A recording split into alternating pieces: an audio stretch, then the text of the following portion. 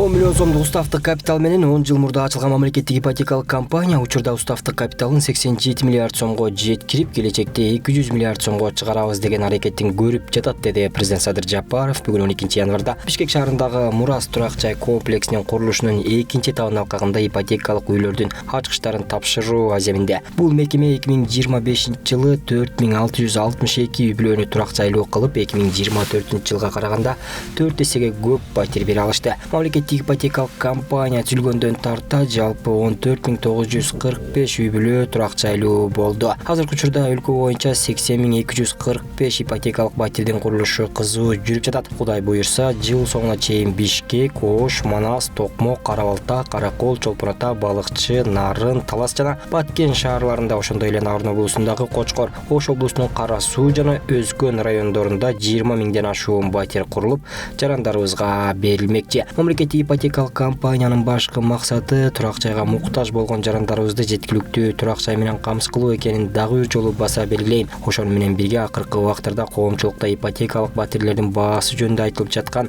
сын пикирлерге дагы токтоло кетейин.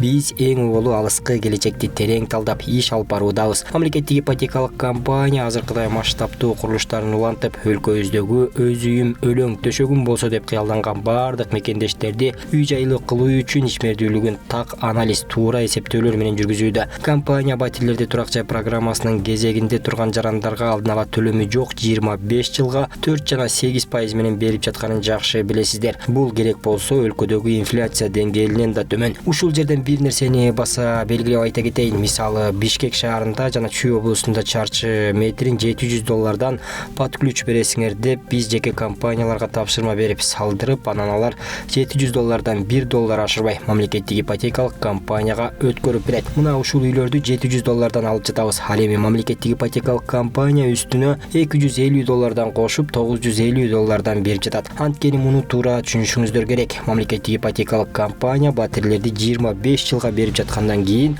бул $250 ошол 25 жыл ичиндеги инфляцияны жаппайт, керек болсо 50% дагы жаппайт. Биз ошого карабастан элге жеңилдик болсун деп берип жатабыз. Эгерде жеке жактардан алсаңар, жок дегенде $1500 алат элеңер, деди президент.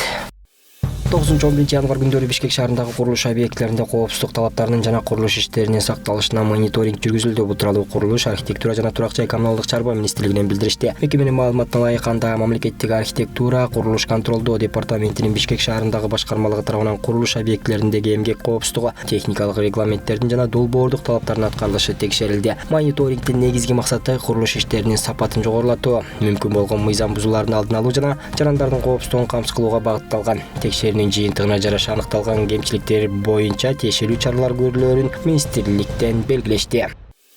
Экология жана техникалык көзөмөл кызматынын Ысык көл регионалдык башкармалыгы Ысык көлдө браконьерликке каршы кезектеги рейдин өткөрдү. Бул тууралуу жаратылыш ресурстары, экология жана техникалык көзөмөл министрлигинен билдиришти. Маалыматка ылайык, рейдтик иш-чарада мыйзамсыз балык улоого бөгөт коюу боюнча чаралар көрүлүп, суудан жалпы узундугу 300 метр түзгөн эски кытайлык синтетикалык торлор алынды. Министрлик браконьерликке каршы иш-чараларды мындан арыда системалуу түрдө улантылаарын белгиледи.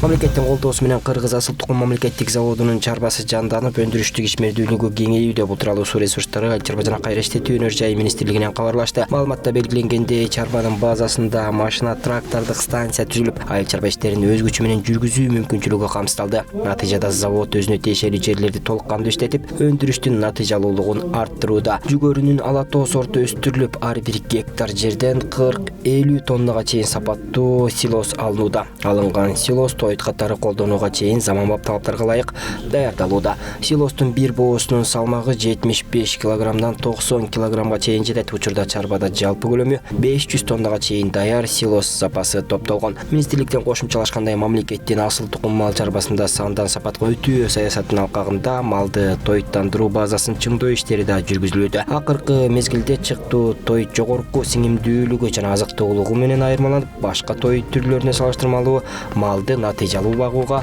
ыңгайлуу шарт түзүүдө.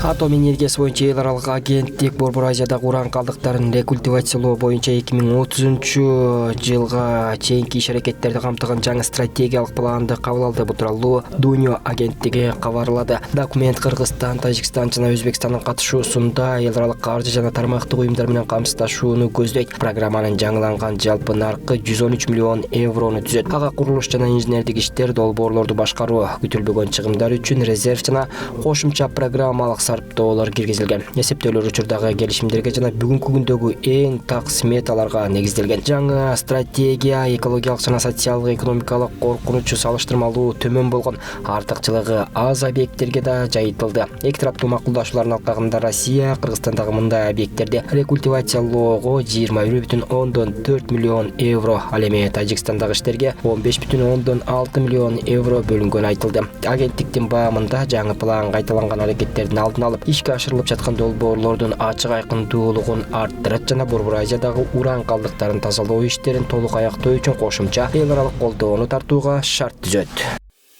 Россияда чет элдик жарандарга карата жаңы эрежелерди киргизүү жана медициналык көзөмөлдүн деңгээлин жогорулатуу каралууда. Бул тууралуу Орус басылмалары мамлекеттик думанын төрагасы Вячеслав Володиндин Telegram каналындагы билдирүүсүнө таянып жазышты. Анда ал миграциялык саясат боюнча бир катар мыйзамдык темелгелер иштелип жатканын айткан. Мында башкы жаңычылдык милдеттүү медициналык кароонун мөөнөтүн 3 айдан 1 айга чейин кыскартуу болууда. Бул процедурадан эми чет элдиктер өлкөгө киргенден тартып 30 күндүн ичинде өтүшү керек. Эгерде текшерүүдөн өтпөй калса, административдик жоопкерчилик каралып, айып салынат. Айрым учурларда сот өлкөдөн чыгаруу чечимин да кабыл алышы мүмкүн. Ошондой эле жасалма медициналык маалыматты даярдоого каршы күрөшүү жагында киргизүү пландалууда. Мигранттардын бардык текшерүүлөрүн жүргүзгөн медициналык мекемелер жыйынтыктарын Россиянын ички иштер министрлигине кабарлап турат. Эгерде кароо учурунда чугуштоорлор аныкталса, депортация кылуу үчүн маалымдамалар Роспотребнадзорго жөнөтүлөт.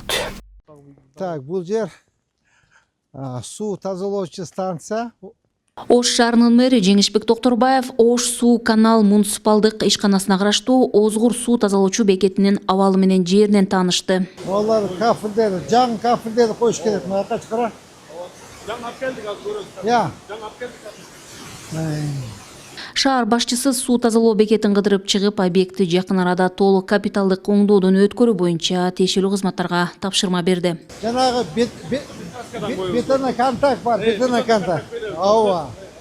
Ооба. Молардын баарын бисирак кырып, мына көрдүңбү, темелерди заң баса баштапты, полностью. Могу жерди оңдойсуң. Мундан алабыз бундагы. Жаңы. Ооба. Моларда жаңы кафель баса, полный. Белгилей кетсек, Озгур суу тазалоо бекети Ош шаарынын калкынын 80%-ын ичүүчү суу менен камсыз кылат. Ошондой эле мэр бекет пайдаланууга берилгенден бери ири оңдоп түзөө иштери жүргөн эмес экендигин белгиледи. Ош шаарынын тургундарын таза суу менен камсыздоо көп жылдан бери негизги көйгөй болуп келген жана бул маселе этап менен буга чейин жергиликтүү бюджеттин эсебинен чечилип келген.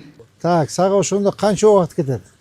Где-то бир марттын аягына чейин бүтүшүбүз керек да, себеби марттан кийин уже токтото албай калабыз. Сол потребность болуп калат да адамдардачы. Ошон үчүн токтото албай калабыз. Ошон үчүн мартка мына. Значит, январь, февраль, март. 1-апрель күнү ачабыз. Кудай кааласа. Ош шаар суу канал ишканасынын башчысы Талант Байкишиевдин айтуусунда Озгур суу тазалоо бекети капиталдык оңдоо иштери жакынкы күндөрдөн тарта башталат. Гүлжан Ажыматова, Алишер Мусажалил уулу, Ош шаары. Апрелдин 15-и акыркы срок, түшүндүңүзбү? 15-апрелге чейин толук бүтүшүбүз керек.